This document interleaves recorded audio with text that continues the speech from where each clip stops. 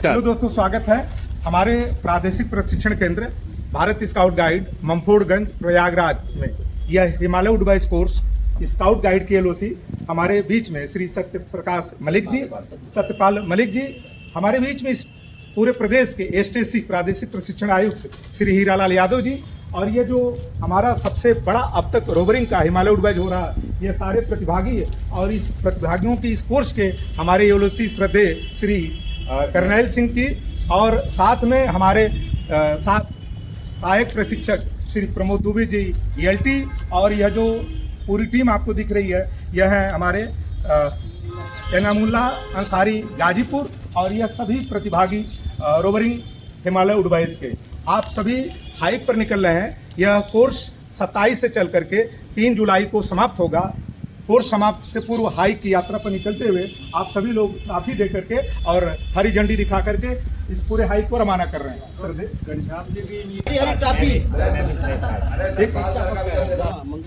Manoj, yes sir.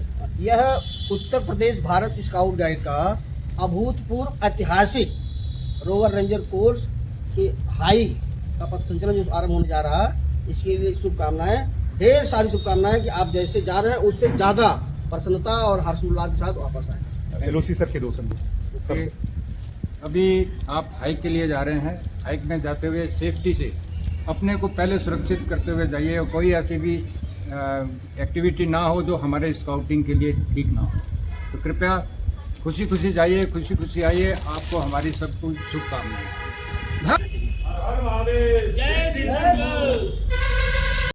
जैसा कि मैं आपको गेट पर ही बता रहा था, यह भारद्वाज ऋषि का जो आश्रम है, और जो यहाँ से ऋषि महर्षि बाहर जाते थे, खोज करके ज्ञान लाते थे, यहाँ चर्चा के दौरान एक्सेप्ट होते थे और रिजेक्ट होते थे। उस इकट्ठा होने का नाम ही कुंभ। कुंभ का अर्थ होता है घड़ा, और घड़े में जो ज्ञान होता है, ज्ञान कभी बिखरना नहीं चाहिए। ज्ञान क्या करना चाहिए? ज्ञान को इकट्ठा करना चाहिए। कैसे? जैसे घड़े की आकृति है, ज्ञान को इकट्ठा करिए और उस ज्ञान को मौका आने पर उसको सबके लिए, समाज के लिए, राष्ट्र के लिए सुपुर्द करिए। उस आयोजन स्थल का ही नाम था कुंभ। चूंकि कुंभ की एक निश्चित अवधि होती थी, तब संचार की व्यवस्था नहीं थी, तो यह तय किया गया कि इसका आयोजन छमासिक और वार्षिक किया जाएगा। तो जो 12 वर्ष पर लगता है वह महाकुंभ कहते हैं, जो 6 साल पर लगता है वह अर्धकुंभ कहलाता है। इसका गणना कैसे की जाती है? सारे 9 ग्रहों में, जो अब घट करके 8 हो गए हैं, एक बाहर निकल गया है एस्ट्रोनॉमी की बैठक के बाद। तो पुराने जमाने में यह कहा जो जाता है कि 9 ग्रहों में सबसे बड़ा ग्रह कौन है? बृहस्पति। वह जो आपको ग्लोब दिख रहा है वह आकृति बृहस्पति की है। यह बृहस्पति जब अपनी कक्षा में ये जो सारे पिंड दिख रहे हैं, ये सारे पिंडों के साथ वह परिक्रमा करते हुए जब आधी यात्रा पूरी करता है तो वह प्रयागराज का अर्धकुंभ लगता है। और जब पूरी एक सर्किल लगाता है, बृहस्पति को पूरा एक चक्कर लगाने में 12 वर्ष लगता है। उसी 12 वर्ष के होने पर विद्वान संसार की चाहे जहाँ हो, वह यहाँ आकर के भारद्वाज ऋषि के आश्रम में इकट्ठा होते थे, उस पर चर्चा होती थी। और यह सूचना कैसे होती थी? बृहस्पति की कक्षा की गति के आधार पर बिना बताए सारे लोग जान जाते थे कि अर्धकुंभ कब होगा और एक चक्कर पूरा होकर के महाकुंभ कब होगा। और यह गणना इसी बृहस्पति कक्षा की ग्रह की स्थिति के आधार पर होता था।